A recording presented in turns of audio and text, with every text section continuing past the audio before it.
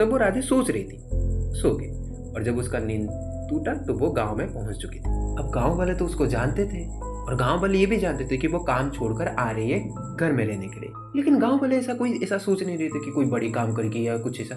वो सपोर्ट कर रहे थे क्योंकि उनके लिए ऐसा मानना था कि गांव की बेटी इतनी बड़ी काम कर रही है। क्योंकि गांव वाले 30-40 हज़ार, उनका महीने में 9,000-8,000 इनकम होता होगा, ये 30-40 हज़ार इनकम करके आ रही थी।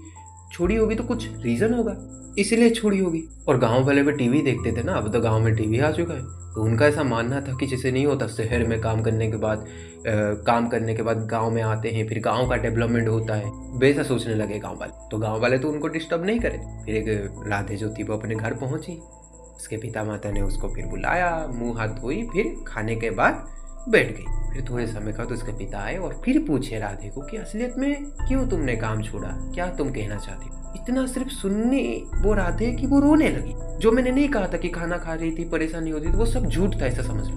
वो सच में बहुत परेशान थी। तो उसके पिता, उसके माता तो बहुत डर जाते हैं कि क्या हुआ है। मामा जी को फोन, मामा जी भी जानते नहीं है कि क्या हुआ है। तो राधे को फिर पूछते हैं कि राधे असलियत में बात क्या है।